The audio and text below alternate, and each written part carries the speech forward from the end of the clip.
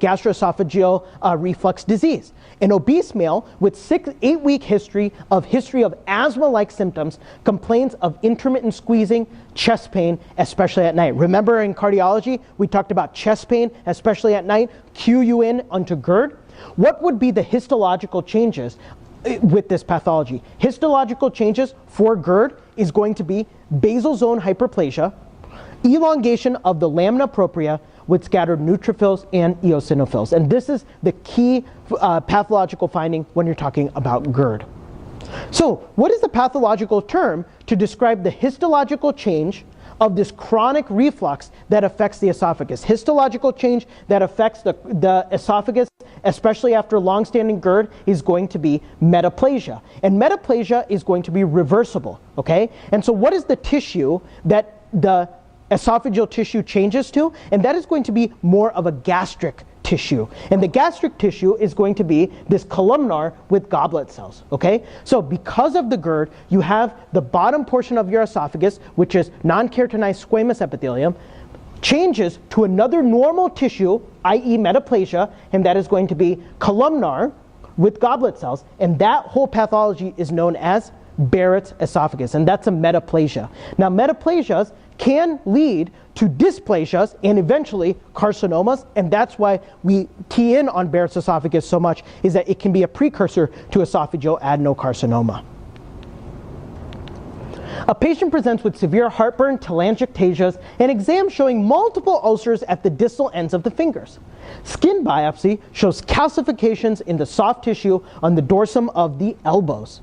What is the likely mechanism behind the heartburn? This is very interesting, okay? Severe heartburn, telangiectasias, multiple ulcers at the distal end of the fingertips. What am I talking about? Well, I am talking to you about Crest syndrome, right?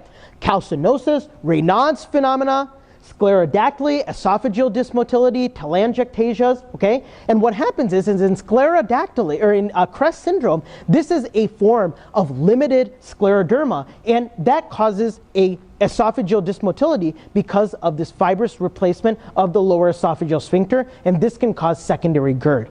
You have the esophageal muscularis that is replaced by fibrosis in a patient who has Crest syndrome. What are other diseases that have telangiectasias? Crest syndrome was one of them. How about this one? A patient with telangiectasia, epistaxis, which is nose bleeding, and GI bleeding. What are we thinking of here? We are thinking about Osler-Weber-Rendu, which is a hemorrhagic hereditary telangiectasia syndrome. Okay? So this is how we're integrating these different findings. How about this one? We talked about Osler-Weber-Rendu. What's another Weber pathology that we think of? Well, Sturge-Weber, right? Sturge-Weber is going to be related to what skin finding? Nevus flemmeus, which is this port wine stain and tram tract calcifications. And the port wine stain is usually in the trigeminal distribution. Another good thing for us to key in on is the difference between a sliding hiatal hernia and a paraesophageal hernia, okay? And the risk factors for Gerd are going to include these hiatal hernias. So let's go through the risk factor of Gerd. Alcohol, tobacco, obesity, caffeine, and hiatal hernias. And these are the two hiatal hernias that we're going to talk about. Sliding hiatal hernia is when the cardia of the stomach slides into the lower esophagus. So the top portion of the heart slides into the lower esophagus. The X-ray finding is this hourglass appearance of the stomach. And it is related to the mechanism of the GE junction, the gastroesophageal junction, being displaced upwards. Contrast that with the paraesophageal hernia. The paraesophageal hernia is when the fundus of the stomach protrudes into the thorax. The fundus of the stomach protrudes into the thorax. And thus, you can get bowel sounds in the lower lung fields. And this can cause lung hypoplasia. So remember, the difference between sliding and paraesophageal hernias, both of them are going to be risk factors for having Gerd. Okay? Esophageal cancer. Patient with weight loss and 6-month difficulty swallowing his food. His wife reports in the past weeks he has appeared dehydrated. CBC shows low hemoglobin. Anytime you're thinking of these nonspecific symptoms, weight loss, fatigue, low hemoglobin, think about cancer in particular. He has a biopsy which shows neoplastic cells which stain keratin positive. What is a likely contributing factor to his tissue histology. Okay? So that is going to be related to alcohol consumption and smoking. And that's the biopsy of the esophagus in particular. So remember that when we talk about esophageal cancer, it is going to be a progressive dysphagia. What does a progressive dysphagia mean? Is because I had good tendency with liquids, however solids I wasn't able to really tolerate. But eventually what happens is that you can't tolerate liquids and solids, and that's that progressive dysphagia. If this patient had difficulty swallowing food and water at the same time, not progressive, but at the same time, what would be your likely diagnosis here? Yeah, this would be achalasia. And what is the histopathology related to achalasia? Achalasia is going to be related to a loss of the myenteric plexus. Remember, esophageal cancer, mass lesion, presents as progressive dysphagia, whereas syn dysphagia, if you so call it, is going to be related to achalasia.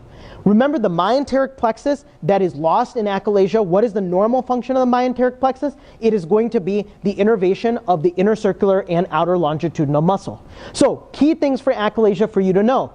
It is a bird's beak appearance on your swallow study. You get high lower esophageal sphincter on manometry. And that's really important for you to know because the lower esophageal sphincter, here we go, fails to relax in achalasia. However, in Gerd, it relaxes too much. Everybody understand that? Fails to relax in achalasia, but it relaxes too much in Gerd. You can relate achalasia to Chagas disease. And remember, in our heart pathology, we talked about Chagas disease causing even dilated cardiomyopathy. So, a key quick fire of squamous versus adenocarcinoma of the esophagus. Okay, here we go. Plummer-Vincent syndrome. Plummer-Vincent syndrome causes you to have a squamous risk factor because of the esophageal webs. You can get squamous esophageal cancer.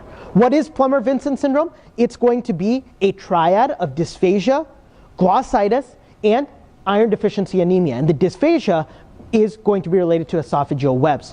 What about achalasia? Does it give you a squamous or adenocarcinoma of the esophagus? Achalasia is going to be squamous, right? Anytime you think of squamous carcinomas of the esophagus, think about chronic irritation. I'm irritating the web. I'm irritating that lower esophageal sphincter because it fails to relax. What about obesity? Ooh, obesity. What is that going to cause? More adenocarcinoma of the esophagus. And that's related to especially like Barrett's esophagus due to long-standing Gerd turning into adenocarcinoma. Gerd, what did we talk about? Adenocarcinoma, exactly. How about this one? Iranian or Japanese. Iranian or Japanese drinking the hot tea. That's going to be irritation, and that's going to be related to squamous. Exactly, very good. What about smoking? Smoking is going to be squamous and adenocarcinoma. Smoking is going to cause both, whereas alcohol is particularly going to be squamous. So this is a good buzzword as to what kind of pathologies are related to esophageal cancer.